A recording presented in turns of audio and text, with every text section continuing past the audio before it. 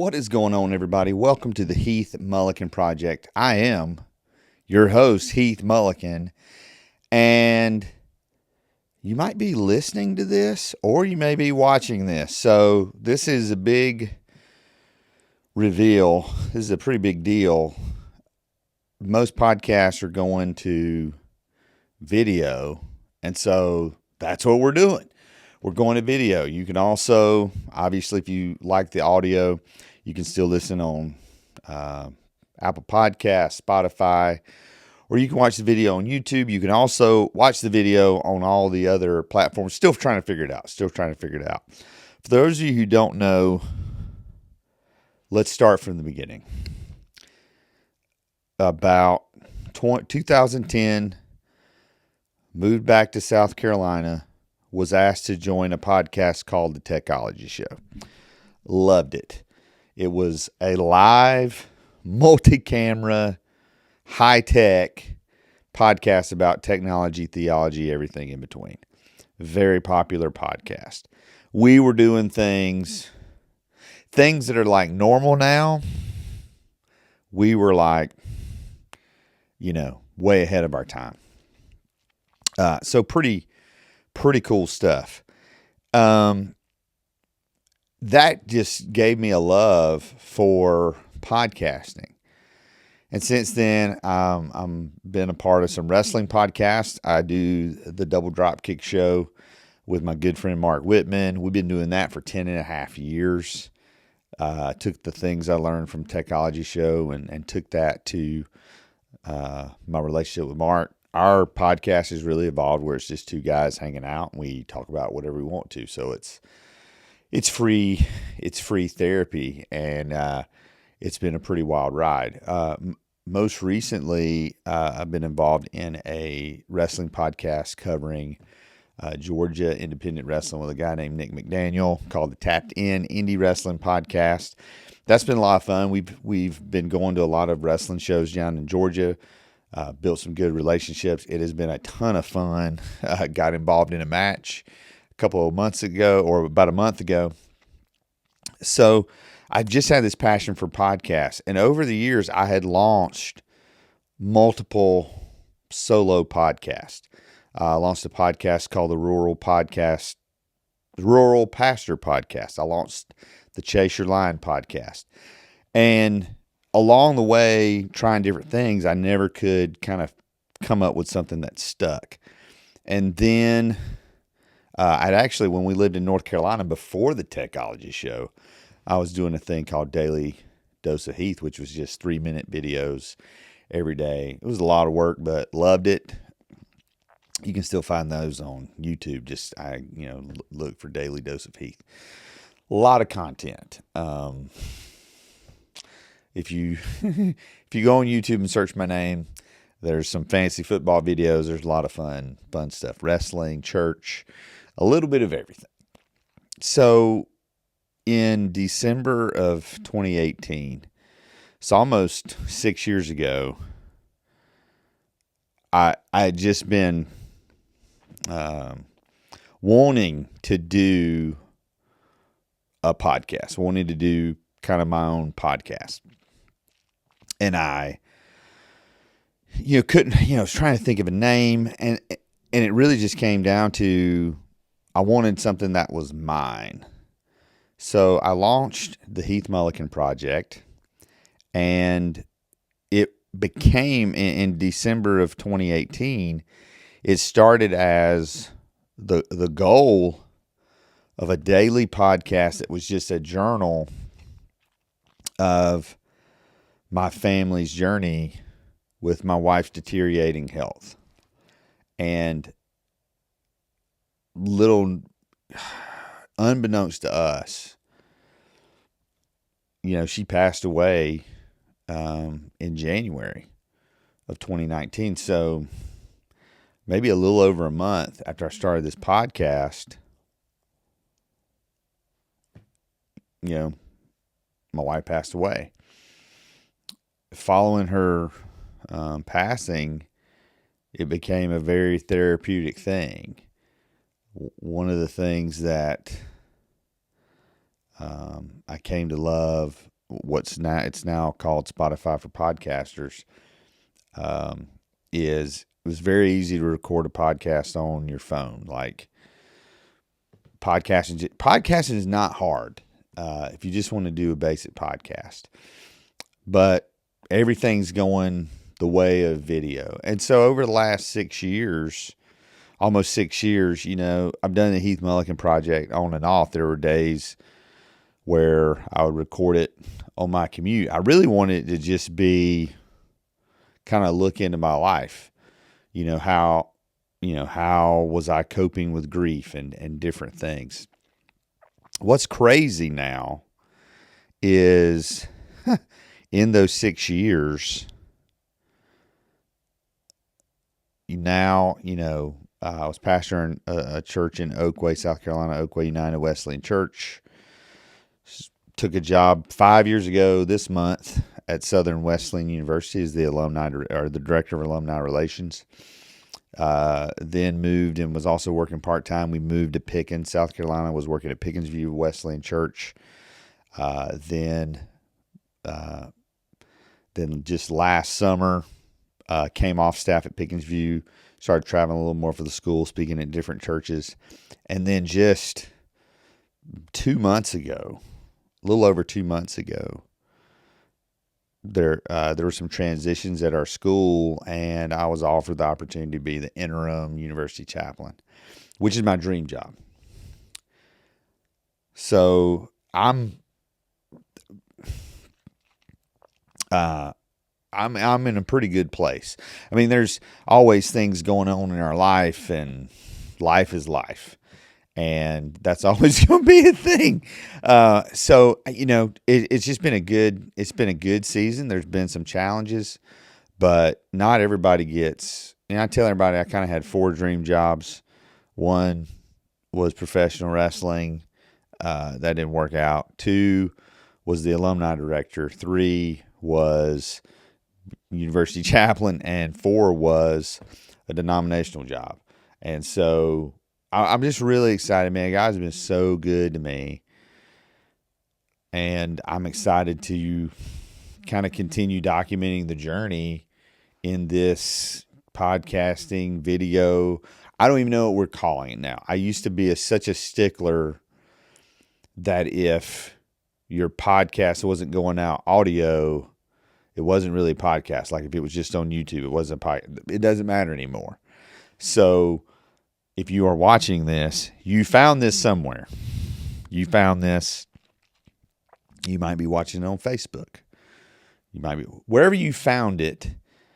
Other than Facebook, there's a way to subscribe to the podcast. There's a way to download it or download the audio to your phone. So I thank you for your support. So the goal is to just put out more regular content about different things. Except now it's not necessarily just going to be life updates. It's just going to be about stuff I want to talk about. I've already lined up a few interviews. I'd love interviewing people. What this episode is going to be about. So that's the introduction. Boom, boom, boom. We only have to do that once. I hope I don't have to do that again. I feel like every 6 months I take a break and then I come back and I have to kind of restart the podcast. So hopefully we don't have to restart again. This is what I want to talk about. As most of you know, I'm not just a huge comic book fan. I'm a huge Batman fan. And there for a while, I was pretty consistent in reading comics. I would get them digitally, which just isn't the same, but it is what it is. I read July, August, somewhere in there, that DC Comics was doing a big thing where they were essentially kind of in their multiverse launching a new line of comics called the Absolute Universe. So Marvel did the Ultimate Universe, the Ultimates, and all that, which was pretty great business for them. And so they announced they're doing Absolute Batman, Absolute Superman, Absolute Wonder Woman, doing some other things, but that's the big three. If you follow comics, that's the Trinity. of DC. What was interesting about this is this is a completely different take on these characters, which was really exciting to me. And so back in August, I did something I have never done before. Because here's the thing. I've missed several years of comics, so I'm kind of out of the stories, don't know who's who. But with this, it gives you an opportunity to get in on the ground floor. And so I signed up for a physical subscription to Absolute Batman. And I just want to talk about it. So there might be some spoilers in here.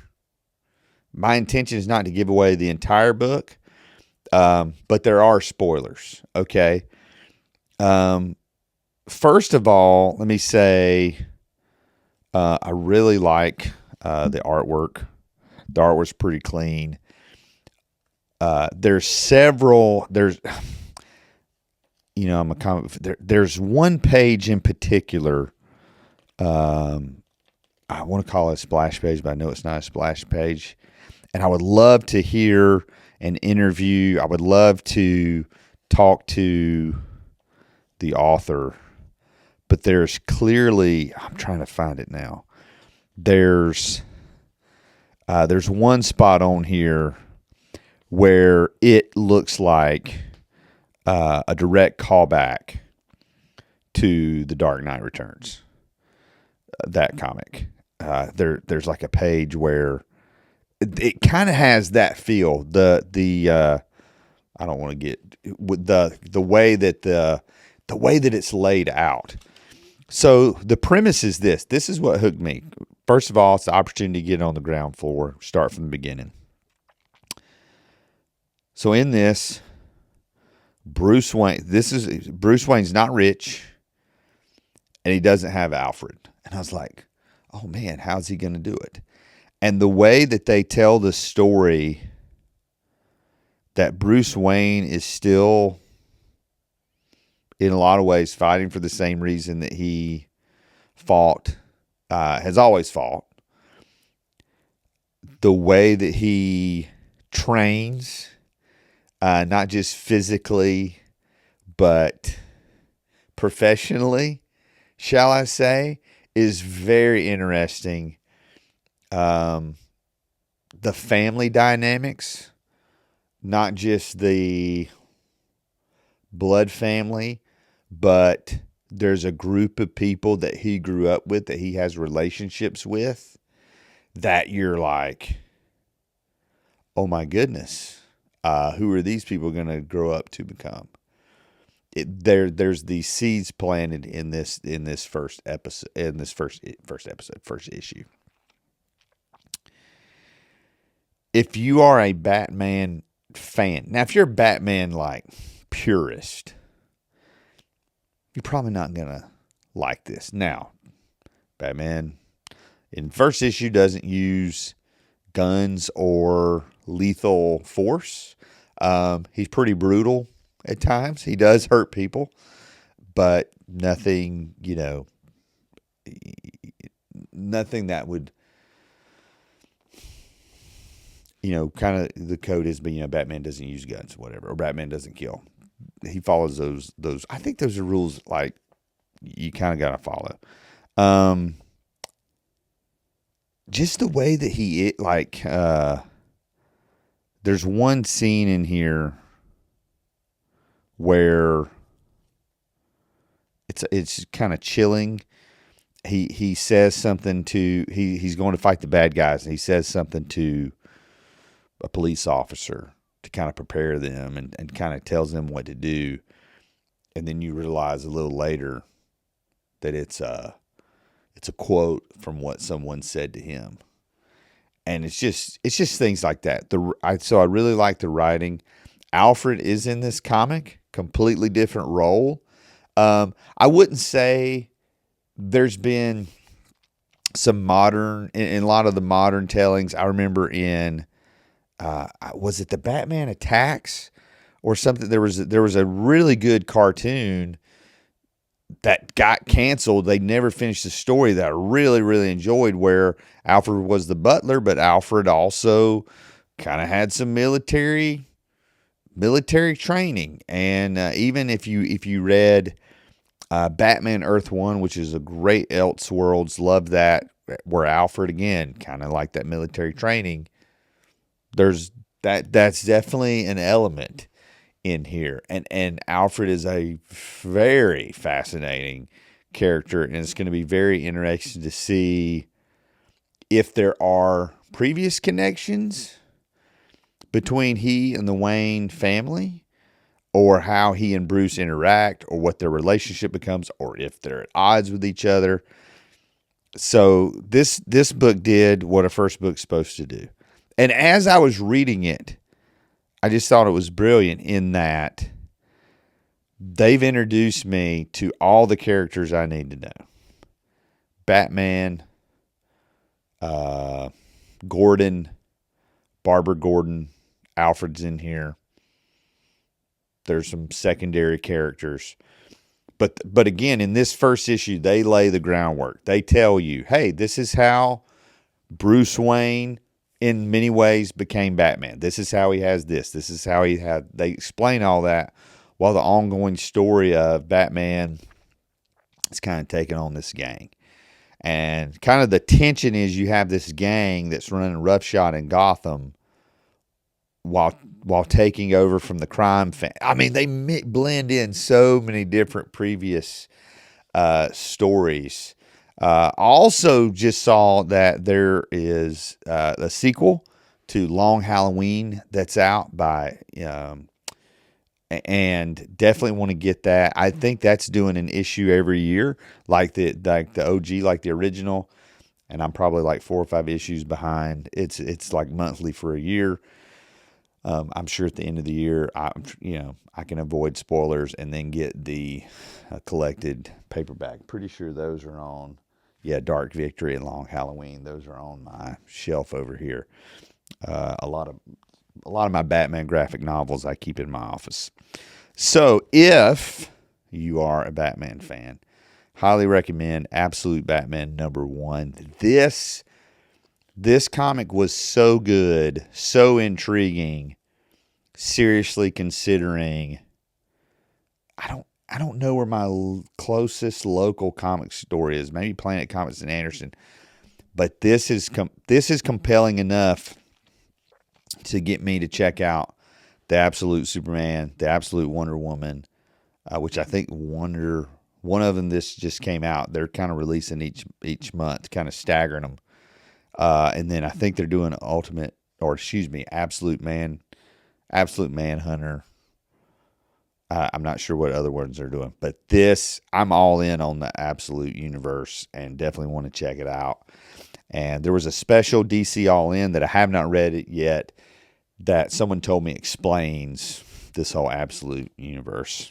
So if you're interested in more of this, I'll probably be doing reviews of each of these issues. Maybe, again, I don't want to be too spoilerific. I just want to talk about what I want to talk about. That's what the Heath Mullikin Project is. The Heath Mullikin Project is, what am I doing for fun? What am I doing to get better? What am I doing to improve? How am I coping with all the things that go on in life? Because this podcast from the beginning, I want it to encourage people. I want it to inspire people. I want it to help people discover their purpose, their passion, their possibilities. And I think hobbies like comic books are a great diversion. They're a great way when we're taking those Sabbath breaks to kind of chill, escape a little bit, and just have a good time. So appreciative of you joining me on this episode. Make sure you stick around because on the next episode, if you followed me for any length of time, at the end of every year, November to December, I read the book Your Best Year Ever by Michael Hyatt. So on the next episode, I'm going to talk a little bit about that and encourage you to check out this book. Well, it could help you get ready for a great 2025. So thanks for joining me, and we'll see you soon.